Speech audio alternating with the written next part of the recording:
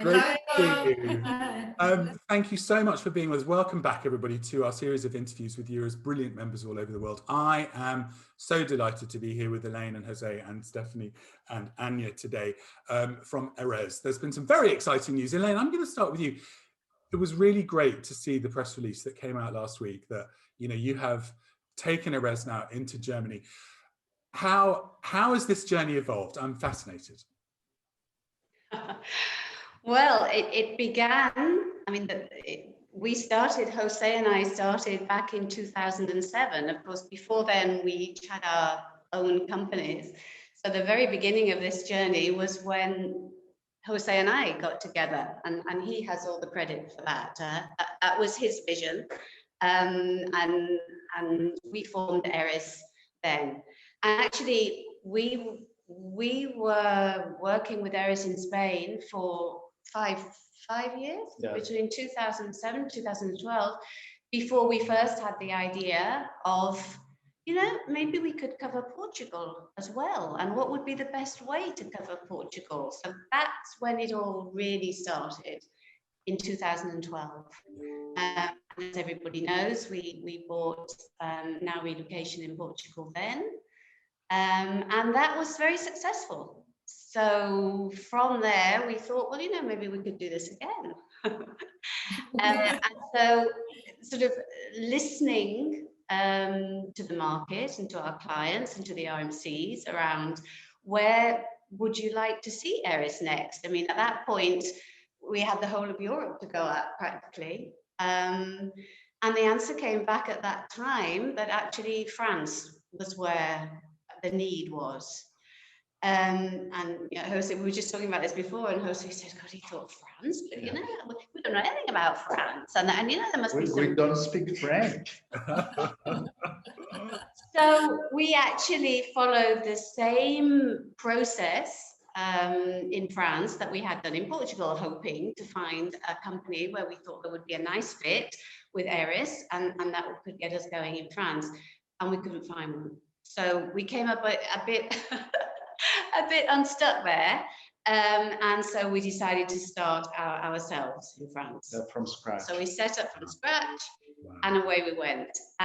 It's different. It has its advantages and its disadvantages doing things that way, but it was successful as well, and we quite quickly began to build up business there, and actually we think that France still has a huge potential. Yes. Mm-hmm. So from France, we then thought, right, well, where's next? And we went to Italy. And Italy, we found a very nice company that we felt there was a great fit there. We found Sabina in Italy and her company. NOS. Which was NOS, yeah. Mm-hmm. Yeah. And then from Italy, we ventured further north. And we've always actually been under the impression that once we'd managed to deliver good relocation immigration services in the south of Europe, it would actually be a lot easier to do it in the north of Europe, where things are efficient and well organized and responsive. And I mean, generally, that is true, but then there are other complications that maybe you wouldn't think of coming from Northern Europe. So then we found Christian and the Netherlands. But it was a different process with the Netherlands, because it was that we met Christian at the Euro conference, and then we told her about the possibility of doing something together in the Netherlands. So we didn't do the tour, the due diligence of all the different companies, right, which we had done in France and Portugal, and which we did in Italy. So with the Netherlands, yes, it was different. It was a bit more like love at first sight. No, it was like there's such a good fit here. There's such a good fit here that we're going to skip some of the steps and really analyze this option more deeply. Yeah, and this is one of the great things of the Euro conference, the people that you meet. Yeah. I mean, and also the great meetings we had with the RMCs that guided us towards each country were at Euro. I mean, It's where we had the best discussions around where their needs were. It's so interesting because I love the way that this has kind of evolved between greenfielding and mergers and acquisitions. And so, yeah, go on. So that obviously Netherlands worked. That was great. Where next?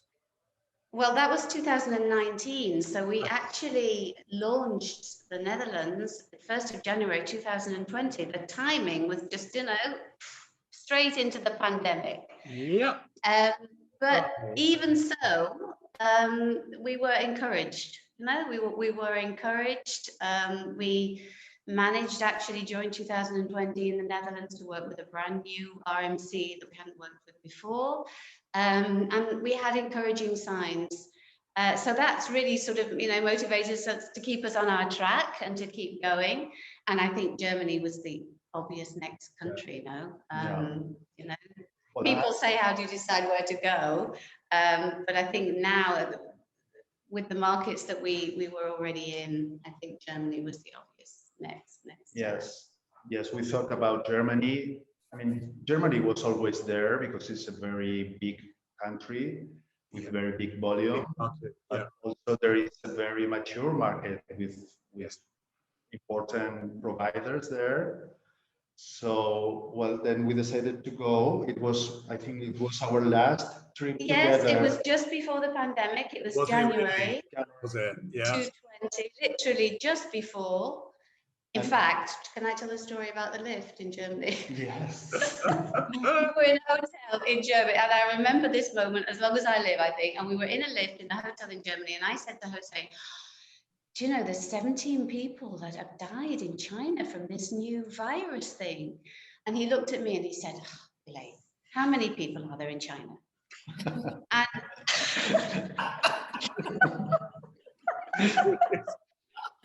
that gives you a little bit of an idea of the kind of relationship that we share. But so anyway, but no, I mean, so yes, it was January. It was really literally just pre-pandemic. We visited how many different countries? 6, 7 different companies? Or more than that, in different cities in Germany. Germany. We went to Berlin, we went to Hamburg, we went to Frankfurt. Maybe it was more actually. But again, it was they say in Spanish a flechazo. Every time we've done this, there's never been any doubt in our minds about which company was the right one.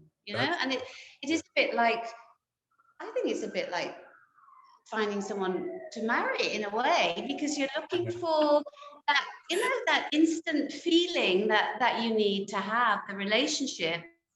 And then also you're looking for things that complement what you don't have, which is really, I think, in what you look for in the ideal partner. But anyway, this is what happened with Stephanie and Anya. We met them in a hotel in Hamburg. It was, an hour meeting, maybe hour and a half. Yes. And from there, here we are. and I think that we had a big advantage with Atlas, that it was that we had been working together in a big account, right? That it was an Atlas account in Barcelona, that it was with large volume immigration and relocation services, and that I think that it was a very good partnership. So this gave us a very good reference about Atlas. Yeah, we had experience of working with them. We saw how well they worked, how professional, and we saw the same things that we felt that are really important for us. The quality of the service, the attention to detail, the warmth of the responses, the relationship building, all of that was there. And well, for me, that's everything. And then Jose looks at the numbers, but for me, well, yeah. That's me and Tad all over. I'm looking at the relationship building and let's look at the numbers. So Stephanie and Anya, I mean, when you obviously you've been working together, which is great, because like you say, Elaine, that puts a whole context over how your framework is going to be moving forward. Was it a no-brainer for you? You mean to join Eres?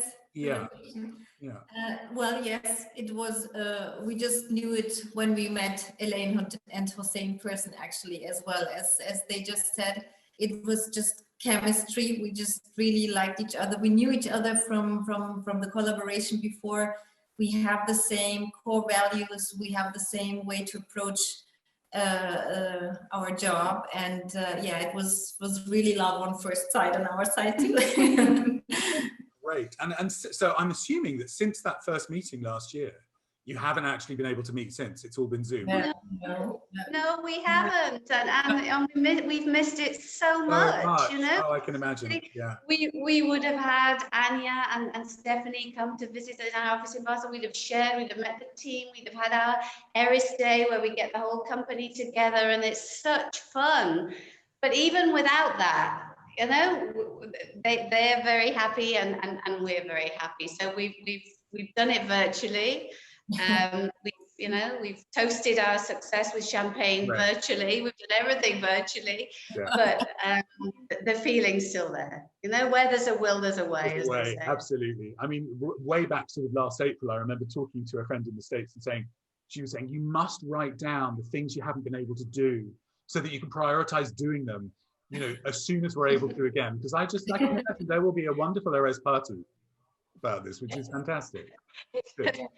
It's just it will be a wonderul Eura when we finally get to do it.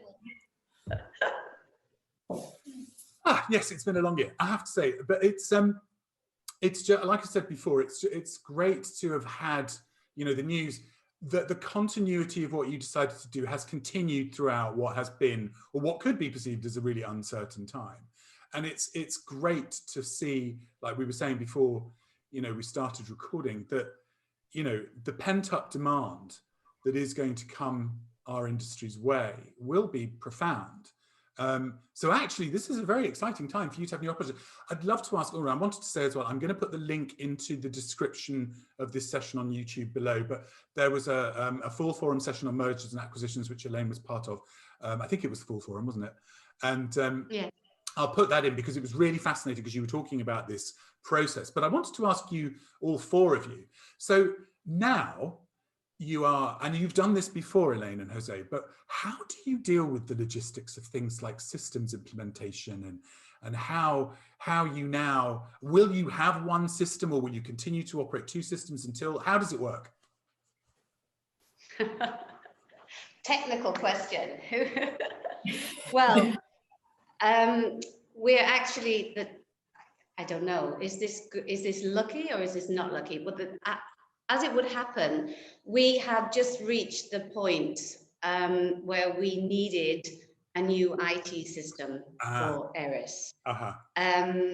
So this, of course, has made things very much easier in one way, because right from the beginning, we were saying to Anya and Stephanie, we're introducing a new IT system. We'll show it to you so that you can see what you think, because we don't want, you know, we don't want that, should that put you off, you need to know now.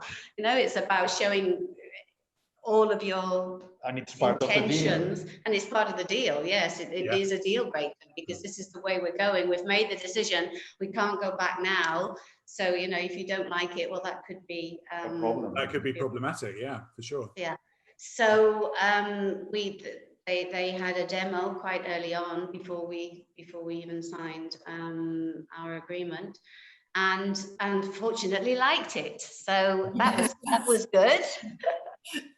So now we find ourselves in a pandemic with all of our Irish countries onboarding a new IT system.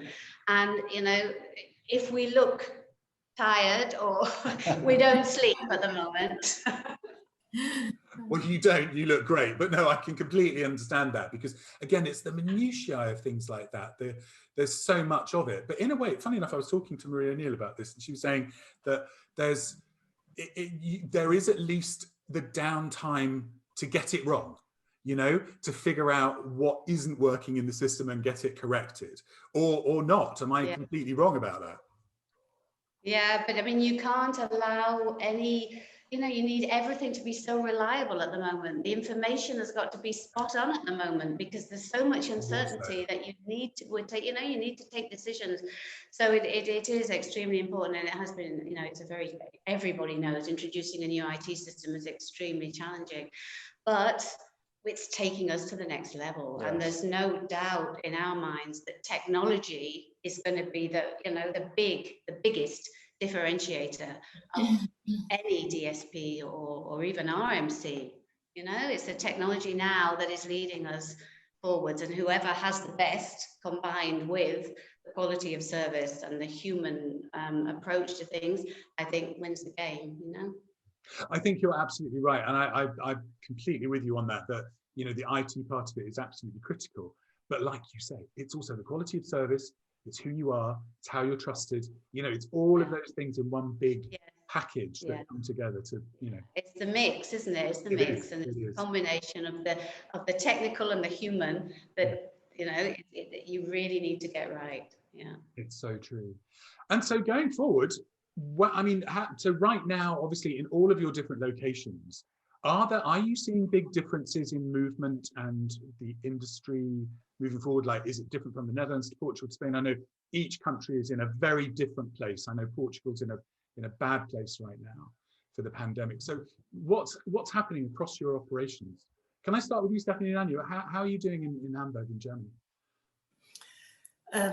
Yeah, the COVID pandemic is at the moment a bit slowing down in Germany. So figures are becoming better, but still they extended the lockdown yesterday until they did they? Yes, until beginning of March. So they are starting to open schools a bit earlier and childcare facilities, but still it is they are very tight, and everything is very regulated here. But however, it was over the last months, and nevertheless, we managed to bring over the transferees quite in time with some delays, but the delays were more or less more caused by the embassy situations abroad when they had a shutdown in Brazil, for example. So the visa processing process was delayed, but entering the country is still possible, and we had the services over the last year. We managed to really do the services without any delays. That's fantastic. It's not fantastic, but it's very hard. Better than we thought back in March. Yeah. So how it will cause delays and the shutdown will really stop the business. Impact, yeah. And Elaine and Jose, I mean, again, talking to Euro members all over, most people have said the same thing when they started doing their kind of, oh my gosh, here we are, this is the reality, financial planning for the rest of the year. Most people have said it didn't hit the disaster scenarios that they were potentially projecting for. How was that for you? Yeah, no, I mean, I remember those first conversations we had at the very beginning. I was like, this is going to be the end. My God, terrifying. what are we going to do? Terrifying. And so, no, when we look back, really, it wasn't as bad as that by a long way. And in fact, in Germany, I mean, I think if you compare their 220 volume to their 219 volume, there's actually not a lot of difference. I mean, I think there was a very, very small decline. So that was amazing. Wow. Spain almost the same. And Spain had a good year in 2020. The Netherlands was a very small drop. Portugal was a bit bigger, but once again, I think when something like this hits, to have a volume in different countries is quite comforting, because when one dips, hopefully the other won't dip so much, or may not even dip at all. So, it helps to have your eggs in more than one basket. Yes, and all in all, at the end, it's been much better than predicted. Yeah. 2020. I'm so pleased to hear that. Every time I hear that from our members, it's such a relief, because again, in those early days, and we're all on the phone and we're all on Zooms and we're all talking to each other, and the sky was falling in, it was terrifying. So tell me, I mean, there is lots of now it's 2021 that we have to get through and make sure we can tell the same story at the end of that. So that's the challenge now. Yeah, absolutely. And I guess what's so strange at the moment is, you know, obviously we're so. First of all, how are things in Spain? I haven't spoken to you about Spain. How are you doing?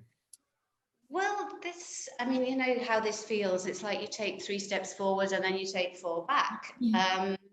We just relaxed things very slightly from this Monday. So, I mean, it depends on which area. I was going to say Spain, your state. Yeah. Very fragmented. But I think there was something like 3 more cases today compared to yesterday, but and there'd been a decline for February. But so it's not too dramatic at the moment, and hopefully that's the trend that we're going to see. Yeah. I think that we are better than the first and the second wave. Yeah. That were very, very bad.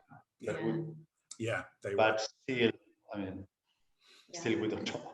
Yeah, it's very uncertain. Portugal were having a really hard time. Portugal's having a very hard time. Yeah, I read. France as well. Yeah, and France too. Yeah, it's just such a roller coaster. And like you say, now we're sort of, I assume. I mean, how are you? How much positivity is out there in all of your locations about the vaccine rollout, or is there it's just too slow, or are people saying no, just bear with, it will work? How are people feeling about that? I mean, my feeling, because I think my feeling is that people are just very much pinning their hopes on the vaccine to get us back to normal. Everybody, I think, just wants the sun to come out, the lights to go on, and things to just get back to how they were. And that's, it's just waiting for the vaccine to have that effect. I keep hearing that the UK are doing brilliantly at this, and that they've vaccinated more people than the entire population of Europe altogether. I mentioned that to my husband today, and he said, yes, that's because they're keeping all the vaccine for themselves from AstraZeneca, but I don't know if that's the case. Anyway. Yeah. But yeah, I mean, we're just preparing some information to send to our assignees about the vaccination program, and how it's progressing in each country and where they have to go and what they have to do, because this is the great white hope of the future, isn't it? Yes, but we don't know if things will be as they were before the pandemic. No, that's a big question mark.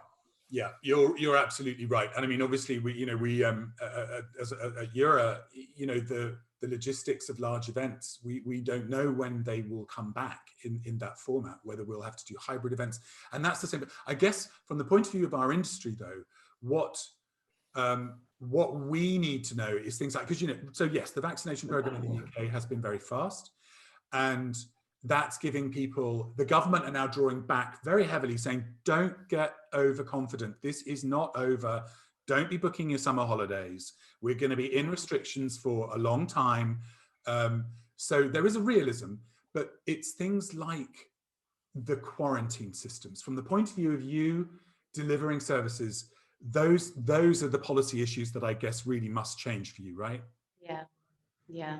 I mean, the new rules that have just been announced from the UK, which are extremely strict. Crazy. That's extremely tough. I mean, our saving grace has been all through this, that if people had a work contract, they could travel, they could arrive. That allowed them, that was their passport to come to our countries. So, really, as long as that continues, it's not too bad. Quarantine, no, there's no quarantine in Spain. There's not in Germany, I don't think either.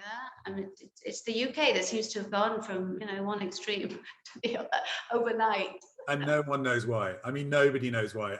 Tad was on a call this morning. There's the local association, the ARP, have a lobby group for Parliament, and they're trying to put forward an exemption for anybody coming in on that work visa is able to bypass that quarantine system and go into corporate housing or into a lease overseen by the relocation company, because that is, you're the people who can deal with that and who can police that and who can make people feel comfortable. 10 days in a hotel room? Are you insane? There is no way. So anyway, we digress. 10 years in prison, though, if you don't, or something draconian. I mean, £10,000 very fine or hard. something. Very Crazy.